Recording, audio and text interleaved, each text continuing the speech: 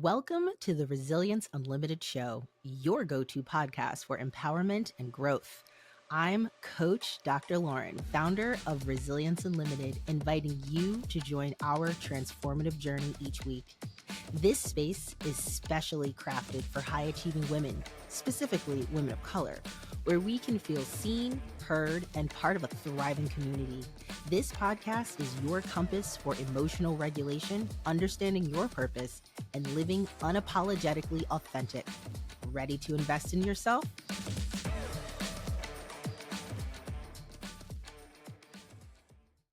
All right, welcome back. I'm here with a different hairstyle. If you're watching, I got some bomb twists. So I'm loving the look. It's airy, it's light, it's red, it's fun. But that's not what I'm here to talk about today. I actually really want to talk about the ins and outs of how to handle day-to-day tasks as a Black woman with ADHD. Okay. So those of you who have been listening for a while, you know that this podcast is all about resilience. I speak to women of color about their neurodiversity, essentially. You know, this is near and dear and personal to me. Something I never really acknowledged, something I never really owned until about a year ago. And a lot of my work is grounded in special education. So those of you who do know me and do know my previous podcast know that literacy and dyslexia is my area of expertise. So I also am an Orton Gillingham trained practitioner and an educational therapist. And that's all good and great on paper. But I realized that I needed to marry my personal experiences and my professional experiences and really put it out there for people to get the authentic version of Dr. Lauren, because really I was just putting out this professional version of myself. And I just don't think that that was a clear perspective on who I am and why I do the work that I do. And I think the reason I shifted the Dyslexia Mom Boss podcast to the Resilience Unlimited show is because I was getting so many questions as to what my dyslexia story was. And I realized that, like, oh shit, I'm putting this out there as if this is my journey. But I think what people were reading as my journey was my passion behind it. My purpose was to educate and to advocate and to make sure that our underserved population, especially our brown and Black students, are not being treated as stupid and, you know, all the biases and the racism and all the things. So I think it was really important for me to say, you know what, let me just share my story, because there's always a story. So I just want to give you that backstory. I know how many times I said story, but it's important. And I think even though I have my own business, I've been in a variety of classroom settings and have done various contract work, doing teacher training, all the things. Like, I still have bad days. I still have moments where I'm like, what the fuck, you know? So I actually wanted to share a moment I had, and a lot of it really has to do with self-regulation. So a lot of the work I do with my coaching clients, not necessarily my therapy clients, but I do weave it in when it's necessary with students, but it's really working on regulating your nervous system. So more than often we just, you know, fight or flight. So if we're upset about something, we just go into what our brain knows, what is, like, you know, second nature. So you may not know why you're upset. You may not know why you're responding this way. You may not know why you're angry. And a lot of the work that I've been doing with myself is understanding and unpacking that. And so what's important to know is that we are not our feelings. We are not our thoughts. Now, it's healthy and normal to acknowledge your feelings and thoughts, but that doesn't mean it needs to become something, especially if it's negative. So I have gotten in a routine recently of getting off of my morning routine, and it has really impacted my day to day. And, you know, I can tell you it started a few weeks ago because my daughter is having these crazy night terrors, and she's been having this for months, but I don't know what my problem was. I was like, okay, maybe it's just a bad night. Maybe she just watched something. But I finally took her to the doctor, and it's night terrors. And she wakes up in the middle of the night screaming as if someone is, like, chasing her with a chainsaw. And it's it's very alarming because it wakes you out of your sleep. And she has no recollection of this. And it's quite frankly, one of the negatives I don't like about parenting. Like, I need my sleep. So because of that, my sleep schedule has been really, really messed up. And so before, I would wake up at 5:30 and do my morning routine in bed for an hour. I would spend a complete solid hour of meditation, affirmations, motivationals, journaling, whatever it was, to really get myself up and at 'em, right? And so now it's to the point where I'm waking up 15 minutes before she needs to get up. I have no time to myself. And then once I get her going, and it's summer, so last week she didn't have any camps. So I was like, okay, what are we going to do? How am I going to do this? How am I going to work and entertain and find play dates and do this? And so it got to the point where I was just fried, and I kept telling myself, like, I'm going to get back on the wagon. I got to start meditating again. And I tried to do it in the middle of the day. It just was not my routine. We had a really big 4th of July cookout, which was great. So much fun. I love hosting. We love hosting. But it's exhausting. From the moment we got up, we're cleaning the house. We're trying to prepare. We're trying to cook the food, all the things. And then people left around 8. And then it's like clean up time. And then it's like, okay, shit, I need my downtime before I go to bed. So like all of that leading into the weekend and just all the things, I was pretty much done. And my husband was out of town this weekend. So I was on 6-year-old duty, and it was exhausting. She's a lot of energy. And what triggered me so bad was this woman at Trader Joe's. I can't stop talking about this, which is why I was like, you know what? I need to talk about this because I'm sure someone else is like, oh shit, that happened to me. So those of you who are familiar with Trader Joe's, there's no conveyor belt. It's like a really small area. And more than often, I find these people are so inconsiderate. They're watching these cash register, I forget what they're called, the people that ring up. They're watching them ring the stuff up, and the stuff keeps piling, and then once they're done, then they have to bag. Well, that is not efficient, and it's rude, especially if there's a long line. So I have always been a bagger. Like, I bring my own bags. They ring, I bag, and I would say 99% of the time they're very grateful. They're like, wow, thanks so much for bagging. And I always say, hey, I'd rather help you out. It's the kind thing to do, pay it forward, if you will. And then a few of them have expressed how much they really appreciate when customers bag.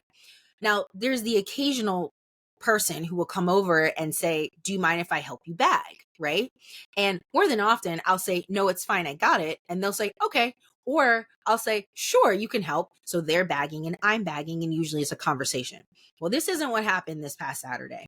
So of course I had to bring my little one with me to go grocery shopping, which I hate doing. I really do. I personally don't like going grocery shopping. I'm going to put it out there. I'm grateful that I can spend money on groceries because we know inflation is through the roof. It's like $15 for a loaf of bread.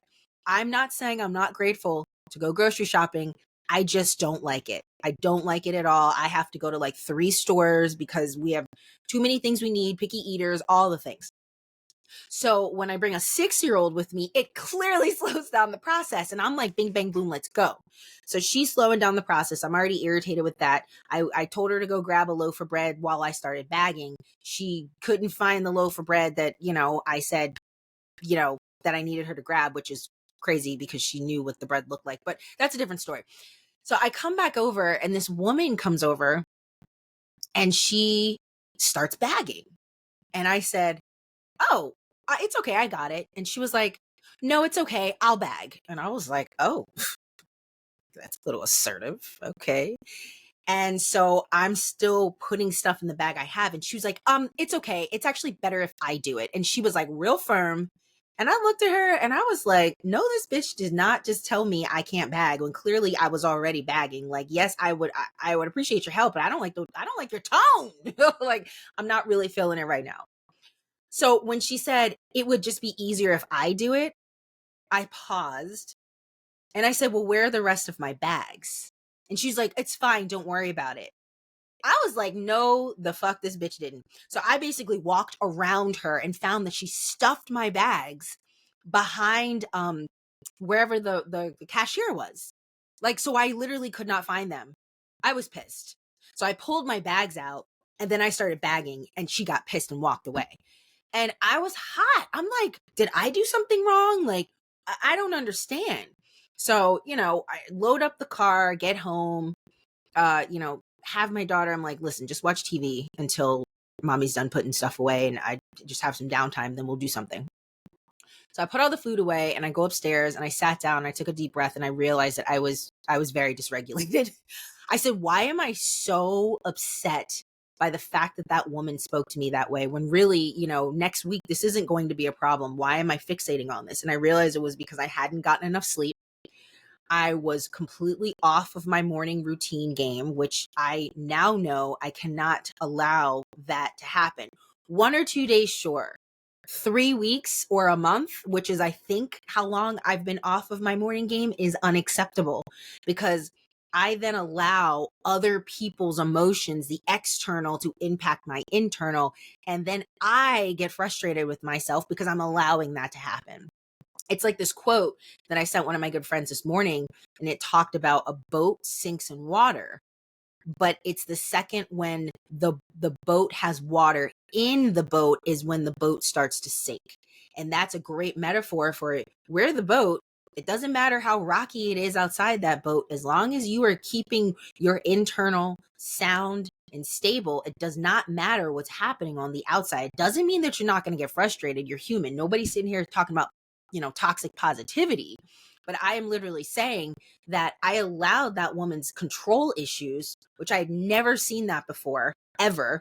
Usually they're like, okay, I'll let you bag, because let's be honest here, I'm the one paying for the damn groceries. She's not. What do you mean it's easier? Get off my shit, lady. So I had to take like 15 deep breaths and realize that this was a sign that I needed to get back on my self-care routine. And so the reason I share that is because as a Black woman, or as a woman of color, any brown woman, okay, that is presented, we're a problem if we're dysregulated. And that is a societal racist problem, because if our white counterparts, that woman probably wasn't seen as anything. But I'm looking at her like, why is she giving me an attitude about this? Like, am I missing something here? And because she kept ramping it up, hiding my bags, telling me that it was easier for her to do it, I was like, no. And then I looked like I was the aggressive one. And it was kind of funny because the woman who was ringing up my stuff was a white woman. And I could sense that she was like, oh, this woman's angry. And it's like, no, why are you hiding my bags? Why are you telling me that I can't bag my own stuff and that it's easier? Like, lady, I don't even know you. So it's hard for us to separate the two without really, knowing kind of like, well, what's going on here? And that's why it's really important to follow these 6 tips. Okay. I was getting to the tips here. I just had to tell you the backstory. So I just posted this on Instagram actually today. So the day I'm recording this is July 8th. I don't know when this is dropping, but I posted this today. So 6 tips to handle day-to-day life as a BIPOC woman with ADHD. All right. Number 1, create a structured routine. Okay, like hands down, point blank, period. Though, especially if you're a mom, if you have young kids, I mean, I allowed that to just dictate. I'm too tired. Oh, I'm getting up too late. I mean, I was getting up on the weekends at like 8 o'clock, feeling all over the place, feeling like I don't know where to start my day. I don't know. Like, it just was not a good feeling. You have to create routines and stick to them. Tip number 2, use visual aids and reminders. So for me, I live by my Todoist. I live by my Google Calendar. So if I don't have anything in queue on my Todoist, or if I don't have anything on my calendar, I'm essentially lost. Or if I didn't put something on my calendar and it was supposed to be there and I'm supposed to be somewhere, that's where the dysregulation comes in, because then I'm overwhelmed, I'm stressed out, I'm irritated. Why wasn't this on here? I didn't know that this was due. I didn't know I needed to be there. So really find a system that works for you. My Google Calendar is color coded to the max, and it makes it easier for me to know how to time block, how to say, oh, nope, I need to end this at this time. Or this week is a good example. I have to pick my daughter up from camp at 3. So I have a meeting at 2 to 3. I have to end that meeting around 2:40. So it's those kinds of things where I feel like I'm in control if I now have those reminders and visual aids. Tip number 3, practice self-care. Practice self-care. Practice self-care. I got off of my self-care routine and it was a disaster. And I told myself this morning, I'm setting an alarm at 6 because it's still too hard for me to get up at 5:30 now. I got to ease back. I got to train my body. But I set an alarm at 6. I was still tired. I rolled over, put my earbuds in, started my meditation. And then that kind of slowly woke me up. And then I did my motivationals. Then I did my affirmations, all the things. And at night, I need to get back into my self-care routine of taking a really hot Epsom salt bath for about 10 minutes so I can sweat it out and then take a cold shower with the lights off. Usually I light a candle to set the mood. And that really gets my nervous system calm and ready for bed. And I did it last night for the first time in a while, and I was knocked out immediately. And that's where I realized, like, I can't just go from, like, when we had the cookout, I couldn't just clean and then shower and go to bed. I needed time for my body to just, like, calm down. So practice self-care is tip number 3. Tip number 4 is seek community and support. So my mentor / coach, she hosts these Women Catalyst events every other month, and it's all women of color. And I love it because I feel supported, even if I'm not contributing. Like last month, I didn't contribute much. I actually did a lot of listening. And taking that in and knowing you're not alone is huge. And then when you're ready to communicate or ready to share or ready to just say, like, hey, I need help, it's so imperative to know that you're not alone. Tip number 5 is to advocate for yourself. Advocate for yourself. Advocate for yourself. Now, this is very tricky because when we advocate for ourselves, I put out another post. Sometimes it appears that we're not team players. Sometimes it appears that we are angry and aggressive. Well, you know what? We're always going to be seen as that. And I think what we unfortunately have to do is accept that that is how some white people will see us. But that doesn't mean that we don't have respect and confidence within ourselves to say, I'm sorry, that's just not going to work for me. Now, what I've been doing recently is working on under explaining, because I used to over explain and tell people, like, oh, my schedule's this, and then I can't do that, and I need this downtime here, so I can only do it at this time. They don't need to know that. I'm not free at this time. Can you please find another time? Advocate for yourself. And advocating for yourself definitely means setting boundaries. And I think sometimes the boundaries that we set are nonverbal. So perhaps you don't respond to emails past your working hours. That is advocating for your self-care, your family time, your personal time. Now, if you're responding to emails around the clock, people are going to know, oh, I can just reach her at 2 a.m. and she'll probably respond. No, advocate for yourself is also setting boundaries, which is being kind to yourself. And the last tip is you've got this.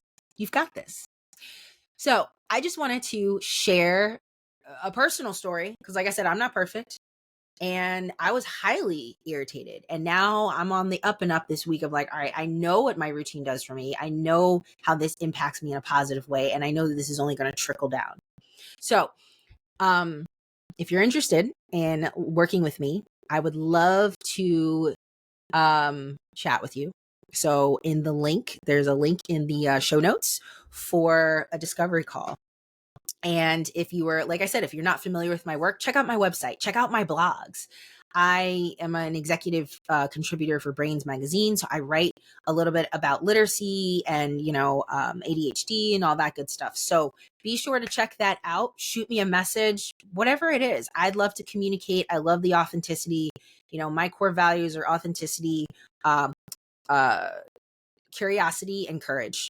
It takes a lot of courage to do this, to just kind of share, hey, I'm human too, So if that is something that aligns with you, I would love to chat with you. All right. I will see you all next time. Thank you for joining us this week on the Resilience Unlimited show. Be sure to hit subscribe wherever you get your podcasts. Subscribe on our YouTube channel and follow us on social media. See you next week, divas. And don't forget, stay resilient.